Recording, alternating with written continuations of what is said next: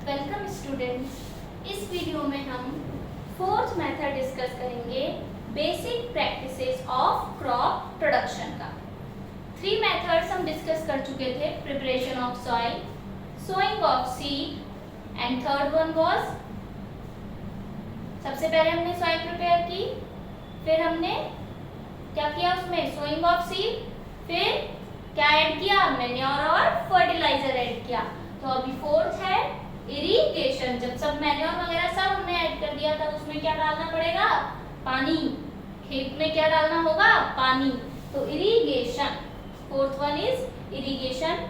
अब इरिगेशन में क्या करना है हमें, इरिगेशन क्या होता है, तो आज की वीडियो स्टार्ट करते हैं समझना। The supply of water to crop at regular intervals is called irrigation। ये इरिगेशन की डेफिनेशन है कि वाटर की सप्लाई करते रहें, क्या करें, वाटर की सप्लाई होती रहे क्रॉप को रेगुलर इंटरवल्स में। किसमें, रेगुलर इंटरवल्स में, यानी टाइम टू टाइम वाटर की सप्लाई क्रॉप को होती रहे। ऐसा नहीं कि एक बार में ही हमने बहुत सारा पानी खेत में डाल दिया, फील्ड में डाल दिया, तो बस अब तो हमें 4-5 डेज तक वाटर का जो है जरूरत ही नहीं है, फील्ड को वाटर की जरूरत नहीं है। इस तरीके से बहुत सारा वाटर एक बार में नहीं डालना है, या बहुत कम भी नहीं डालना है। तो क्या है, इरिगेशन का मतलब है रेगुलर इंटरवल्स में, यानी टाइम टू टाइम क्रॉप को वाटर की सप्लाई करना क्या कहलाता है, इरिगेशन कहलाता है। न ज्यादा वाटर न कम वाटर, प्रॉपर अमाउंट में time to time regular intervals पर सप्लाई हो वाटर की, किसके हो, क्रॉप को। वाटर की सप्लाई क्रॉप को रेगुलर इंटरवल्स पर हो तो वो कहलाता है इरिगेशन।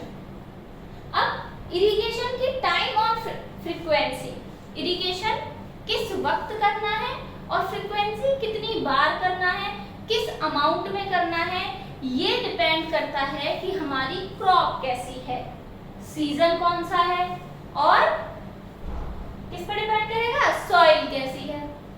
भाई सॉइल के भी काफी टाइप्स है, Sandy soil, Lumi soil, black soil, है ना, रेड सॉइल, एलुवियल सॉइल। इस तरीके से सॉइल के बहुत सारे टाइप होते हैं।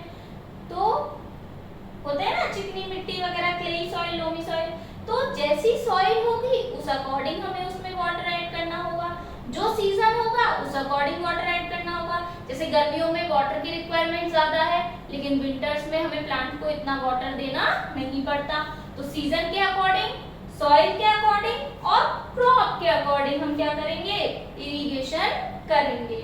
यानी टाइम और जो फ्रीक्वेंसी है, फ्रीक्वेंसी यानी कितनी बार आपको इरिगेशन करना है, और टाइम कब कब करना है, कितने रेगुलर इंटरवल पे करना है, ये डिपेंड करता है कि हमारी क्रॉप कौन सी है, मतलब क्रॉप पर वेरी करता है, सीजन पर वेरी करता है और सॉइल पर वेरी करता है।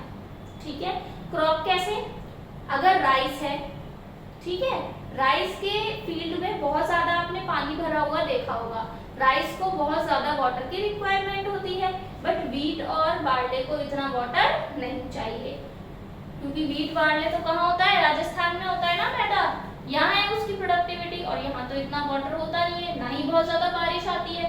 तो वीट बार्ले की जो क्रॉप है उनको उतना वाटर नहीं चाहिए, बट राइस की क्रॉप को बहुत ज्यादा वाटर चाहिए। राइस की जो क्रॉप होती है वो हमेशा पानी में डूबी हुई रहती है, इतनी ज्यादा वाटर की रिक्वायरमेंट है। तो जो इरिगेशन की टाइम एंड फ्रीक्वेंसी है वो बच्चों किस पे डिपेंड करती है, क्रॉप टू क्रॉप वेरी करती है, सॉइल टू सॉइल वेरी करती है, और सीजन टू सीजन वेरी करती है। अब देखिए, प्लांट में लगभग 90% वाटर होता है। जिस तरीके से ह्यूमन बॉडी में, हमारी बॉडी में 70% वाटर होता है, इसी तरह से प्लांट बॉडी में 90% वाटर होता है। और ये वाटर क्यों जरूरी है, देखो कि वाटर क्या करता है, water is essential for germination of seeds. Seed के जर्मिनेशन के लिए वाटर जरूरी है या नहीं, हमने जमीन में सीड डाल दिया, लेकिन क्या वो सीड बिना वाटर के जर्मिनेट करेगा, क्या क्रॉप हो पाएगी, क्या जर्मिनेशन ऑफ सीड पॉसिबल है बिना वाटर के, नहीं, कभी पॉसिबल नहीं है। तो सीड के जर्मिनेशन के लिए वाटर बहुत जरूरी है, और जब तक सीड जर्मिनेट नहीं होगा तब तक क्रॉप नहीं होगी। सीड क्या हो जाएगा, डेड हो जाएगा अगर उसको वाटर नहीं मिलेगा। तो सीड के जर्मिनेशन के लिए वाटर जरूरी है। दूसरा, water also protects the plant from both Frost and hot air current. साथ ही साथ ये जो वाटर है ये प्लांट को फ्रॉस्ट से भी बचाता है और हॉट एयर करंट यानी सर्दियों में जो धुंध ओस होती है उससे भी प्लांट को प्रोटेक्ट करता है, और गर्मियों में जो गर्म हवाएं चलती है उससे भी प्लांट को प्रोटेक्ट करता है। जैसे समर में हम कहते हैं ह्यूमन के लिए कि ज्यादा से ज्यादा वाटर पियो, ज्यादा से ज्यादा वाटर ड्रिंक करो जिससे आपकी बॉडी हेल्दी रहे, वाटर की कमी ना हो। इसी तरीके से यही वाटर प्लांट में क्या करता है, प्लांट को फ्रॉस्ट से बचाता है और हॉट एयर करंट से भी बचाता है। साथ ही साथ क्या, सीड के जर्मिनेशन के लिए भी वाटर बहुत जरूरी है।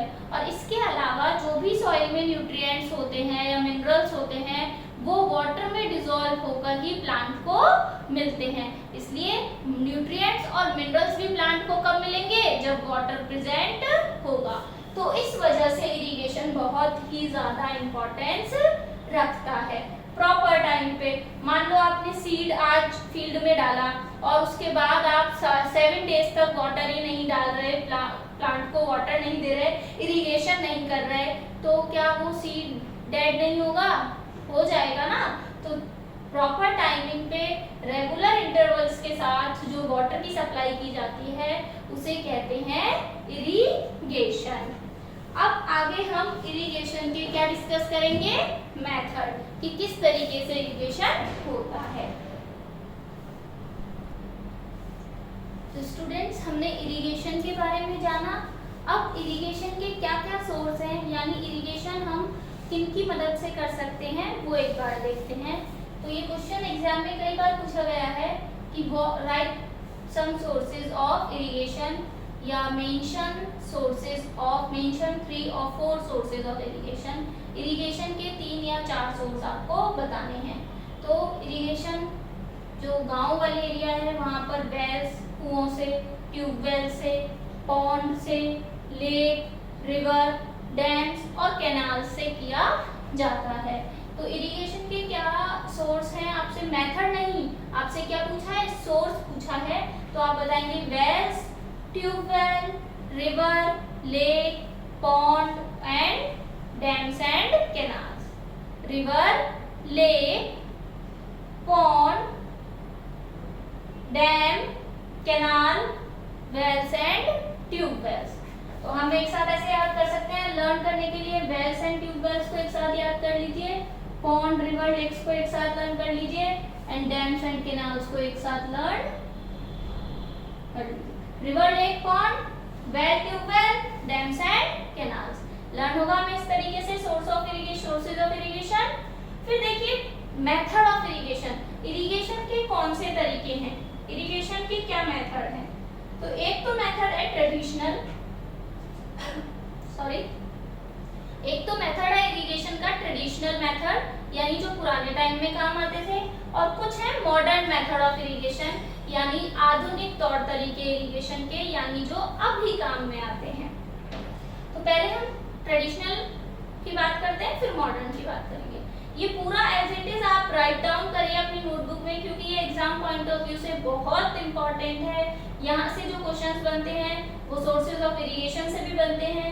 आपसे ट्रेडिशनल मेथड ऑफ इरिगेशन पूछ लिया जाता है, आपसे मॉडर्न मेथड ऑफ इरिगेशन के नेम पूछ लिए जाते हैं, या फिर 2 या 3 डायग्राम दिए जाते हैं और आपको पहचानना होता है कि ये कौन सा मेथड है इरिगेशन का, ड्रिप इरिगेशन, स्प्रिंकलर, इस तरह से। तो ये एग्जाम पॉइंट ऑफ व्यू से ये जो बोर्ड पर मेंशन है ये बहुत इंपॉर्टेंट है, तो इसे अपने नोट्स में मेंशन जरूर करें। तो traditional method of irrigation discuss करते हैं। पुराने तौर तरीके क्या थे इरिगेशन के, तो क्या है, मोट। मोट का दूसरा नाम है पुली सिस्टम। इसका आपको दूसरा नाम भी याद रखना है, हो सकता है ऑप्शन में इस नाम से ना आके इस नाम से आ जाए, फिर आप कंफ्यूज हो कि ये तो हमने नहीं पढ़ा था। तो इसलिए दोनों नाम आपको लर्न होने चाहिए, मोट या पुली सिस्टम। इसमें कुएं के अंदर ऊपर पुली लगी रहती है और इस तरह की पुली होती है।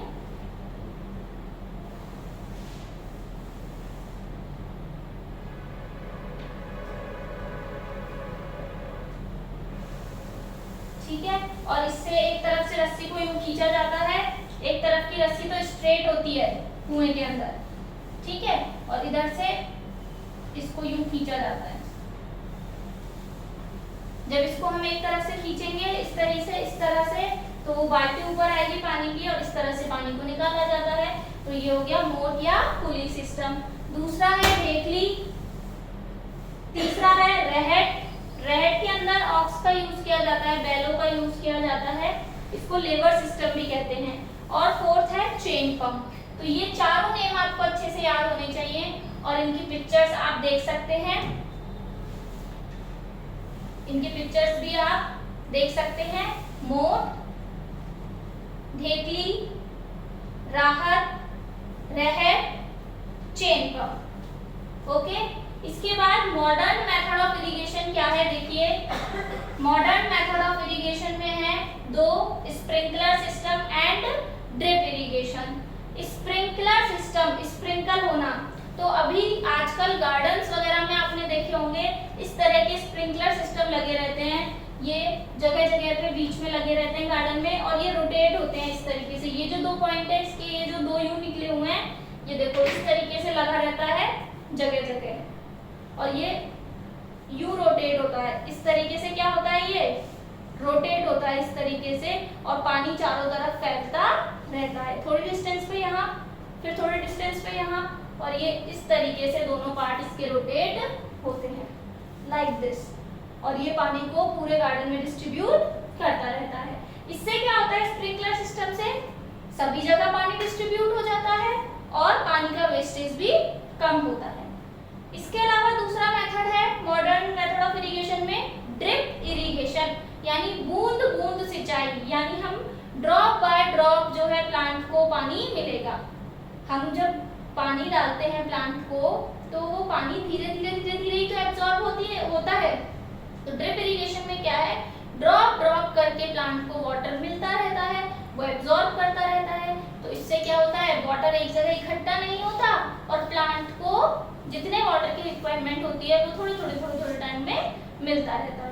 इससे भी वाटर का वेस्टेज कम होता है और दूसरा प्रॉपर प्लांट को वाटर मिल जाता है। इसमें देखिए एक लंबा पाइप होता है और उस पाइप में छोटे छोटे पाइप आगे कनेक्ट होते हैं, छोटे छोटे नल लगे हुए होते हैं, ऐसा मान लीजिए, और उससे फिर बूंद बूंद करके प्लांट को पानी मिलता है। जैसे ये गार्डन है या फिर जैसे ये क्रॉप है, हमारी पूरा फील्ड है, इसमें पूरे में पाइप का डिस्ट्रीब्यूशन कर रखा है, पाइप लगा रखे हैं, पूरा कनेक्शन है और पाइप में से इस तरह से छोटे छोटे वो निकले हुए हैं आगे दूसरे पाइप्स या जिनमें आगे रोका जा सकता है, इनका कंट्रोल होता है, इनको रोका भी जा सकता है और स्टार्ट किया जाता है। तो ऐसे ड्रॉप बाय ड्रॉप प्लांट को वाटर, क्रॉप को वाटर मिलता रहता है।